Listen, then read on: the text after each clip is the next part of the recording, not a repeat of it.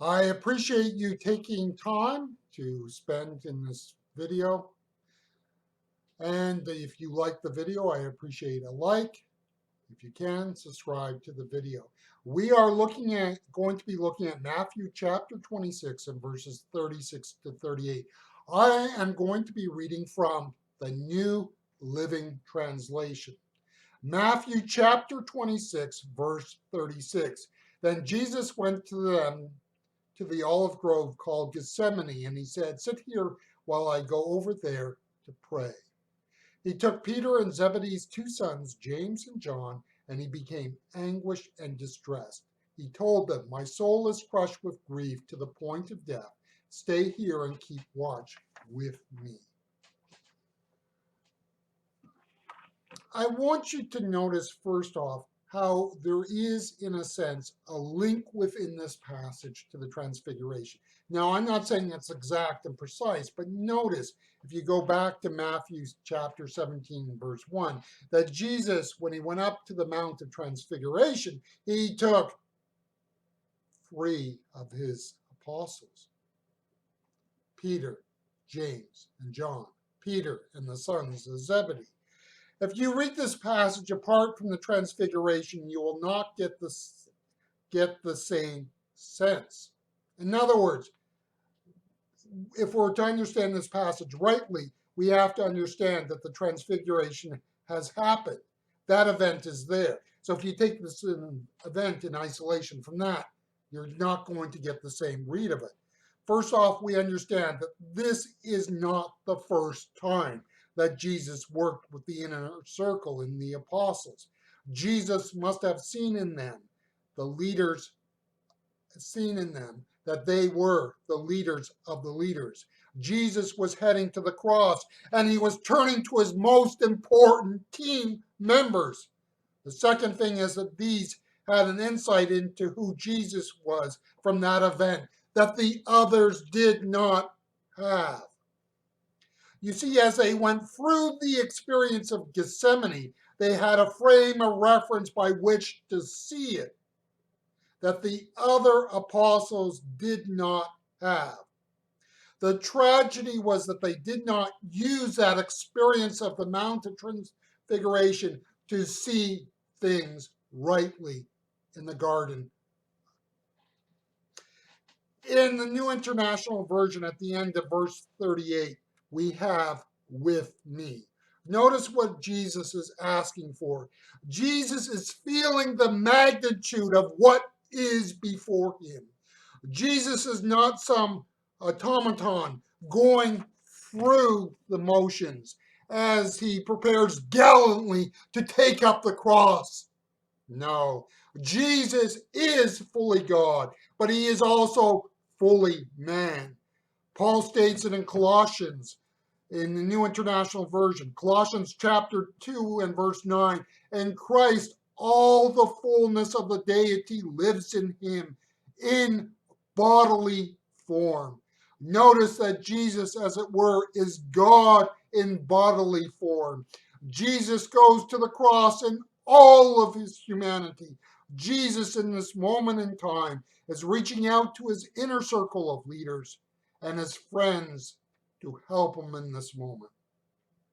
He is looking for that support and that encouragement that can only come from his friends.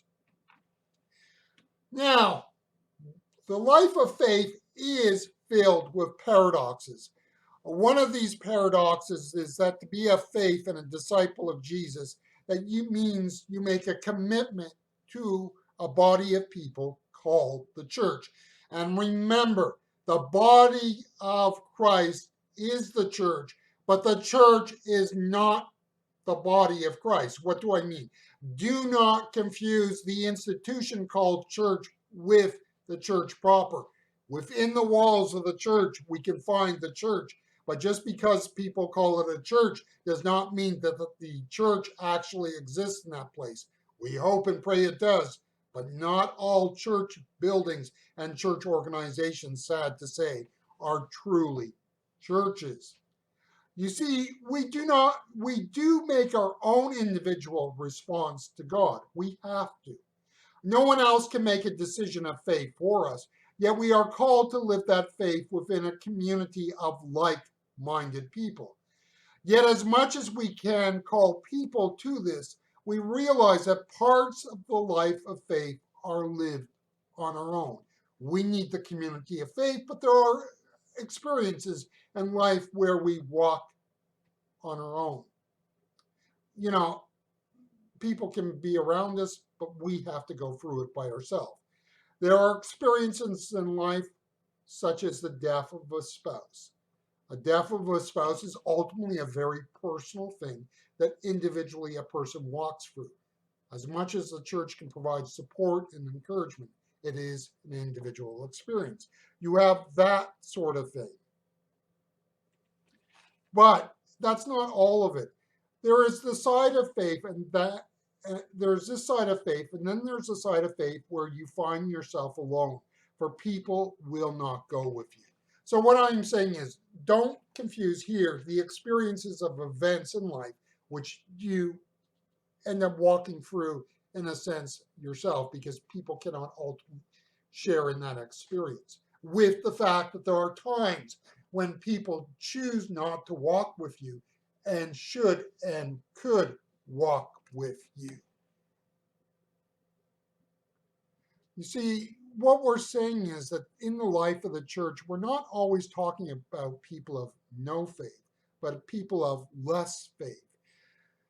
Yes, we live this faith in a community of faith, but as Jesus discovered, that community of faith will not always be there for you.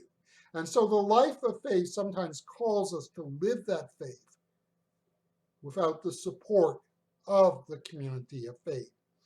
The development of the life of faith is not linear. Now, let me illustrate what I mean when I use the word linear here. If you think of public education, you cannot do grade 9, then grade 2, then grade 5, and then JK, and then grade 12, and then grade 6. Public education is linear. You go from JK, SK, grade 1, grade 2, grade 3, grade 4, so on and so forth.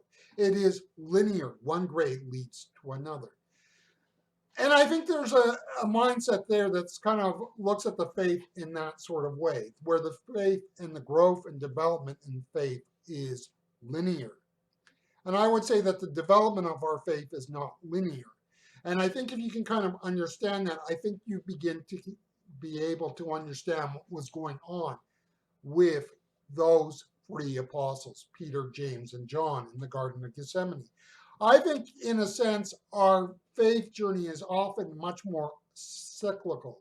We go forward in the faith, and then we have an experience that pulls us back, and we have to relearn our lessons. We go forward and come back. And there's kind of this more what I would call a cyclical nature of faith, not linear. We don't master one grade, and then the next, and the next, and the next. You know, in that sense, there's no black belt in Christian faith, to use a term from martial arts. And I think that's what we have to understand with Peter, James, and John. They had seen something wonderful and they had taken a step forward in faith, but now they're taking a step back and on we go. You see, we go forward in the faith and we go backwards. It is this fact that we do not grow linearly, but rather can fall back explains why some people lose the faith. In other words, if the faith was truly linear, we would not have people lose the faith. But it is that sense in which we often cycle back to that leads to people losing in the faith. In a sense, faith development is more cyclical, though as we go through each of these cycles, as it were, we are ultimately moving forward. And that is what happened with the disciples that were in the Garden of Gethsemane.